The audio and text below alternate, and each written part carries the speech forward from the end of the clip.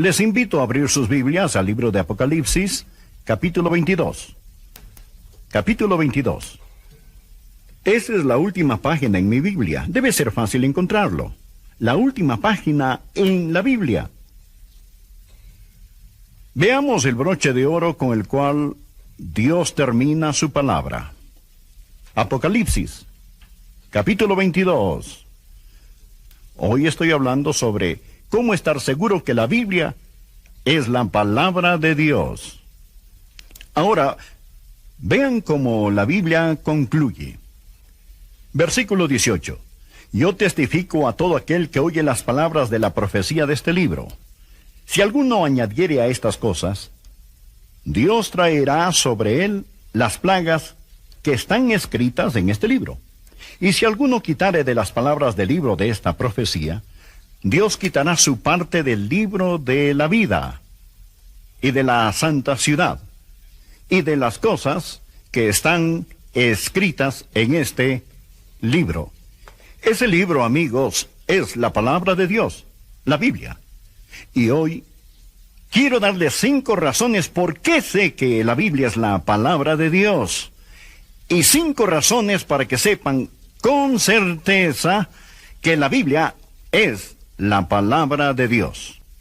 Y quiero empezar hoy día con una razón que muchos usan para atacar la Biblia. Quiero declarar nula esa herramienta.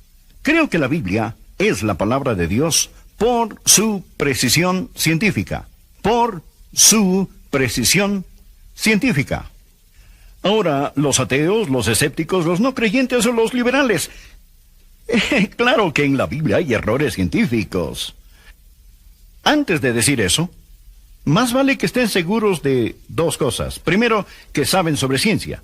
Y segundo, que conocen la Biblia. Ellos dicen, la Biblia es un libro tan anticuado, no es un libro de ciencia, es un libro de religión. Bueno, es cierto. No es un libro que trata de ciencia. No fue escrito para enseñarnos ciencia, sino para enseñarnos sobre Dios. Bien se ha dicho, la Biblia no nos enseña cómo funciona el cielo, sino cómo llegar al cielo. Pero el Dios de la creación y el Dios de salvación son un Dios. La ciencia no es nada nuevo para Dios. Y no necesitamos la mente de Einstein para creer que la Biblia es la palabra de Dios.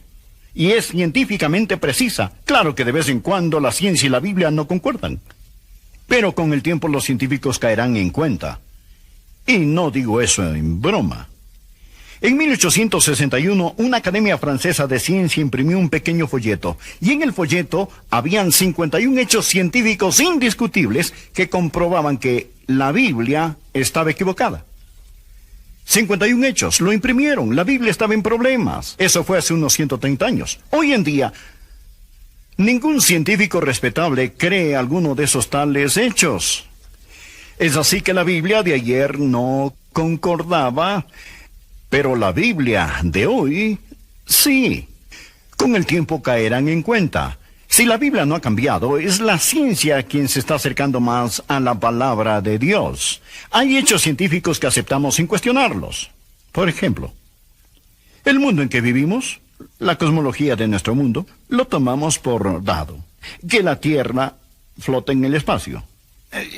Nunca lo hemos dudado. Que esta esfera celestial, la Tierra, está colgada en el espacio. ¿Y cómo saben eso? ¿Lo resolvieron solos o no?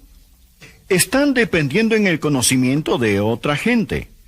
No podrían saberlo sin alguien enseñárselos o averiguarlo por una nueva invención. Si regresaran, por ejemplo, a los días de Job, de donde viene la más antigua obra literaria, no sabrían eso. Los antiguos egipcios pensaban que la tierra se sostenía sobre 5 pilares. Los egipcios eran muy sabios, eran educados, eran eruditos, pero declararon que la tierra está sobre estos 5 pilares. Eso es lo que sabían. Y los griegos, los refinados griegos, ¿saben lo que creían? Creían que la tierra estaba en la espalda de un gran gigante que se llamaba Atlas, que aguantaba la tierra sobre sus hombros. Ustedes han visto los dibujos de Atlas con el mundo. Y en las escrituras sagradas de los antiguos hindús, creían que la tierra estaba sobre unos elefantes. Y aún se ven dibujos de la tierra sobre las espaldas de estos elefantes. Y cuando los elefantes se movían, había un terremoto. Bien, alguien dijo, un momento, eso no responde a la pregunta, ¿en qué se paran los elefantes? La respuesta, los elefantes están sobre una gran tortuga. Pero llega un sabio por ahí y dice, pero, ¿y ahora sobre qué está la tortuga? Había una respuesta. Ellos dijeron, la tortuga está sobre una gran serpiente enrollada. Después vino otro sabio y dijo, pero, ¿sobre qué está la serpiente? Y tenían una respuesta. Ellos dijeron que está nadando en un mar cósmico. Ahí tienen problema resuelto. La Tierra está sobre una serpiente, que está sobre una tortuga, que está sobre elefantes. Qué alivio que al abrir la Biblia no encontramos nada de este asunto en la palabra de Dios. Les diré lo que sí van a encontrar. En la palabra de Dios podrán leer en Job, capítulo 26, versículo 7. Él cuelga la tierra sobre nada. ¿No es maravilloso? Él, Dios, cuelga la tierra sobre nada. ¿Y cómo pudo Job saber eso antes de la astronomía moderna y viajes espaciales? Los hombres de Dios hablaban bajo la inspiración del Espíritu Santo. Había un médico en Viena que se llamaba Semmelweis. Semmelweis estaba a cargo de un hospital en Viena. Y en ese hospital estaban teniendo problemas con mujeres que venían para exámenes, ya que estaban encinta e iban a dar a luz. Los médicos hacían los exámenes, pero una de cada 6 madres moría de alguna infección. Semmelweis quería averiguar la razón. Se fijó que los doctores estaban en la morgue, donde hacían estudios patológicos y autopsias y postmortems, y luego salían de la morgue a los cuartos de exámenes maternos sin siquiera lavarse las manos.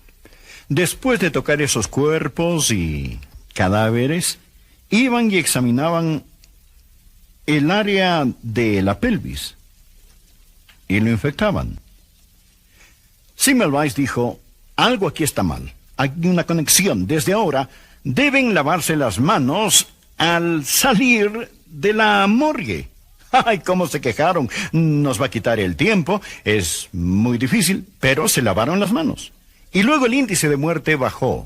De 1 en 6, el índice bajó a 1 de cada 84. Luego, 11 de cada 12 madres, futuras madres, murieron una tras otra. Semmelweis se puso a pensar sobre eso. No solo van a lavarse al salir de la morgue, pero también entre cada examen. ¿Y qué cirujano hoy, qué doctor hoy no se lavaría? Claro que lo haría. ¿Por qué? Porque sabe sobre gérmenes, sabe sobre microbios, sabe sobre eso, pero en ese día no lo sabían. Pero escuche lo que la Biblia dice en Números, capítulo 14. Números, capítulo 19. Desde el versículo 14. Esta es la ley para cuando alguno muere en la tienda. Cualquiera que entre en la tienda, y todo el que esté en ella será inmundo 7 días. Y toda vasija abierta, cuya tapa no esté bien ajustada, será inmunda. Y cualquiera que tocare a algún muerto a espada sobre la faz del campo, o algún cadáver, o hueso humano, o sepulcro, 7 días será inmundo. Y versículo 19.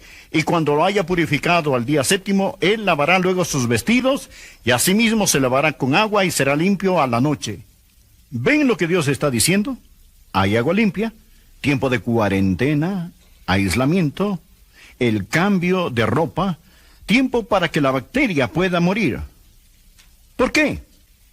Ellos no entendían sobre gérmenes, pero no era nada nuevo para Dios. Y caso tras caso, podría mostrarles, estos son solo ejemplos entre tantos. Ahora, ¿cómo así no vemos nada sobre este asunto de los elefantes y las serpientes y los pilares en la Biblia? ¿Por qué? Porque los hombres de Dios hablaban bajo la inspiración del Espíritu Santo. Otra razón por la cual creo que la Biblia es la palabra de Dios, no solo por su precisión científica, pero la precisión histórica de la Biblia. Tal como la Biblia no es principalmente un libro de ciencia, tampoco es un libro de historia, pero registra la historia y las cosas que creemos ocurrieron en la historia.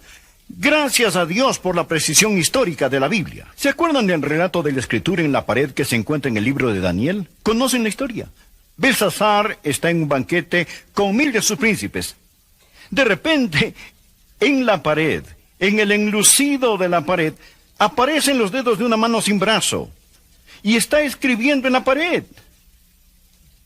Y dice, tu reino ha sido roto. Y tú, oh rey, has sido pesado en balanza. Y fuiste falto. Fuiste hallado falto. ¿Se acuerdan del relato? Los historiadores dicen que eso nunca sucedió. Saben que no sucedió. ¿Y cómo sabe que no sucedió, señor historiador? Y él responde, el relato bíblico dice que el rey se llamaba Belsasar, pero tenemos los archivos.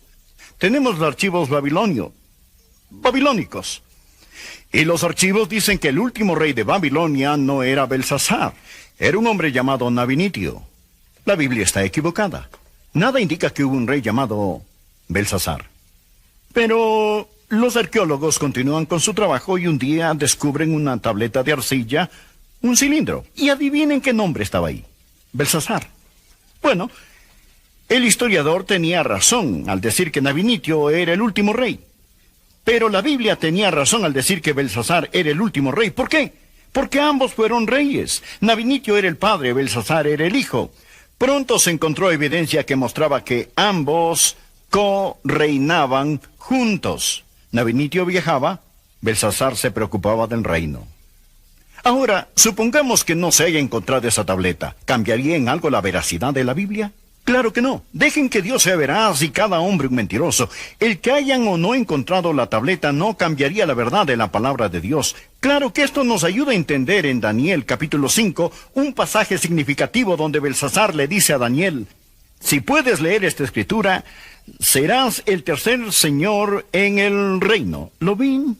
Y habían dos, Belsasar y Nabinitio. Serás el tercer señor en el reino. Una pequeña curiosidad escondida en la palabra de Dios. La precisión histórica de la Biblia. Hay otra razón para creer que la Biblia es la palabra de Dios. No solo por su precisión científica e histórica, pero podemos creer que la Biblia es la palabra de Dios por su continuidad tan maravillosa. La Biblia es un libro, pero a su vez es 66 libros. Hay 39 libros en el Antiguo Testamento, 27 en el Nuevo.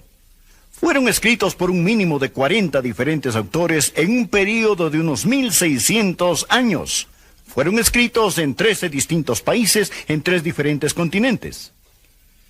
Fueron escritos por gente con una variedad de trasfondos. Algunos fueron pastores, otros fueron reyes, algunos soldados, algunos príncipes, algunos sacerdotes, otros pescadores, otros eruditos, otros historiadores, otros hombres de negocios y profesionales y otros obreros comunes.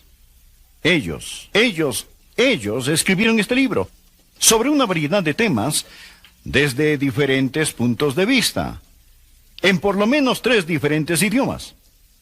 Hay tantos temas, pero cuando están juntos no forman 66 libros. Desde Génesis a Apocalipsis se lee como un libro.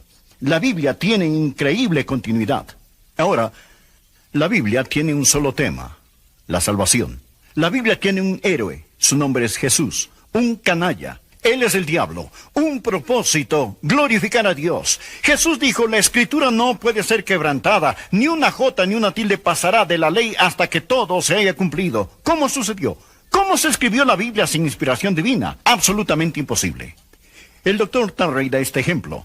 Supongamos que en Washington deciden hacer un monumento a los 50.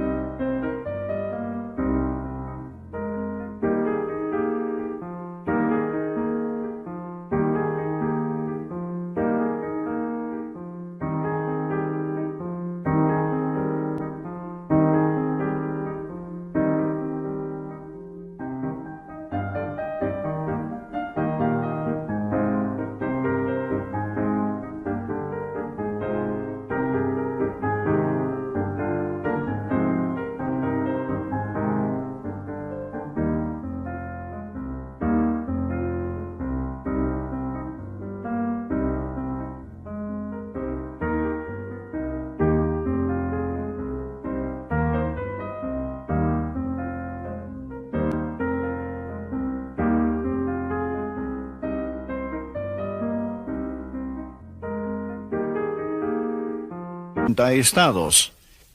Y el monumento se haría con piedra nativa de los 50 estados. Por ejemplo, habría coral del estado de Florida, habría granito quizá desde Georgia, conseguiríamos mármol y yeso de otros estados, piedra gris, piedra café, piedra roja, todo tipo de piedras, y en la cantera cortaríamos las piedras en diferentes formas.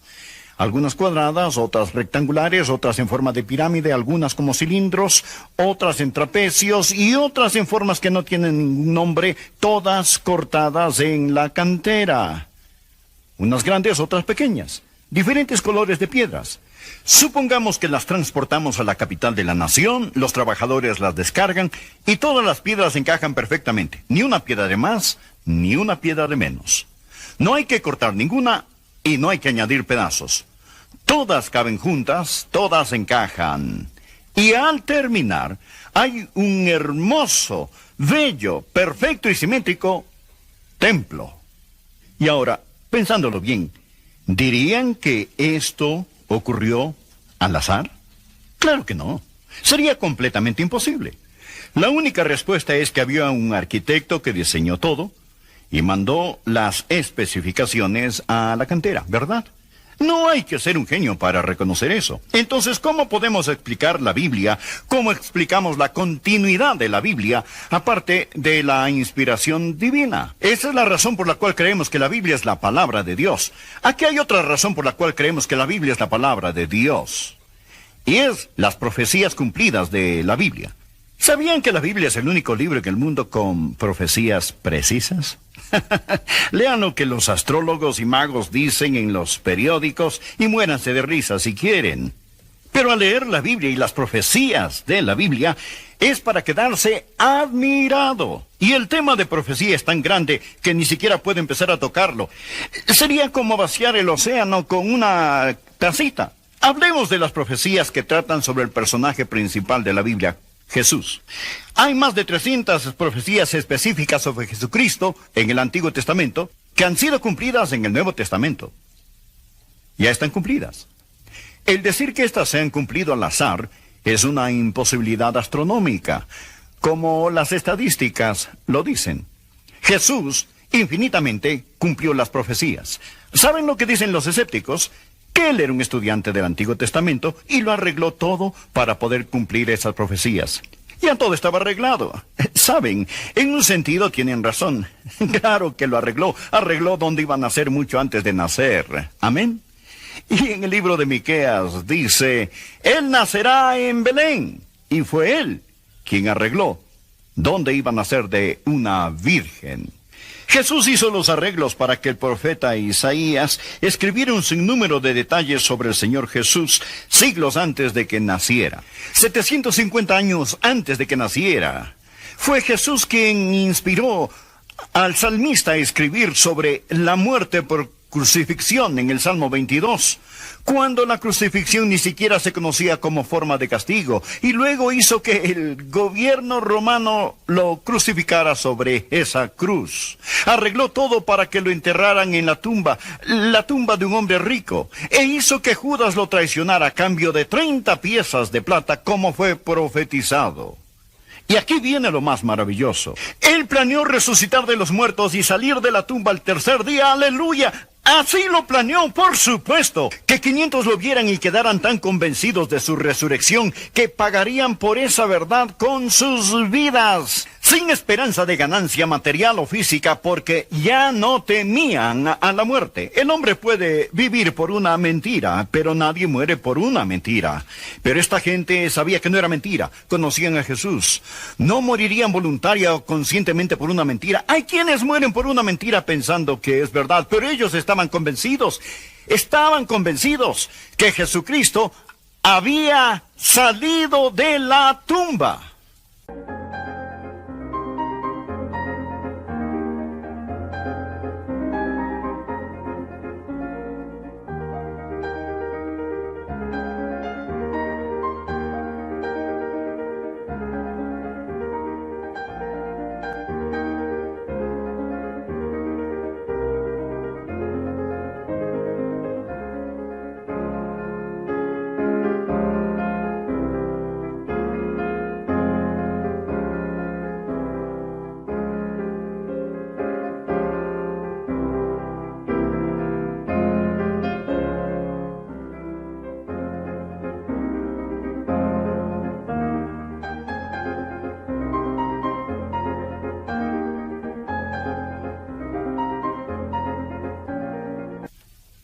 De paso, quiero decirles esto.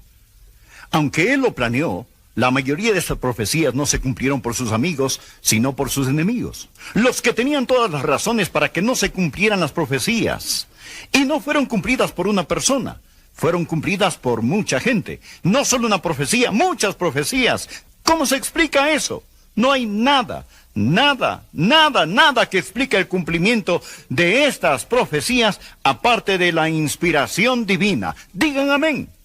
Quiero decirles que es verdad. Pero déjenme darles la razón principal por la cual creo que la Biblia es la palabra de Dios. Amigos, este libro tiene el poder de cambiar vidas. He predicado este libro lo suficiente como para saber que no es como cualquier otro libro. Leemos otros libros. Este libro nos lee. Dios dice que su palabra es viva y eficaz. Hechos 4:12, la palabra viva, zoet, significa con energía, con poder, que está lleno de poder. No me avergüenzo del Evangelio porque es poder de Dios. Es la dinamita de Dios. Su palabra es una espada. Es como semilla. Es como pan, es como martillo que quebranta la piedra. Hay gente que viene a escucharme predicar. ¿Por qué vienen? Quizá por curiosidad, quizá para criticarme, y se sientan y miran y dicen, veamos qué dice este loco. Y uno puede tratar de mirarles a los ojos y tratar de... Si se fijan en mí, claro que van a encontrar mucho que criticar. Pero cuando tomamos la palabra de Dios y domingo tras domingo tras domingo usamos esa palabra, Dios dice, ¿no es mi palabra como martillo que quebranta la piedra?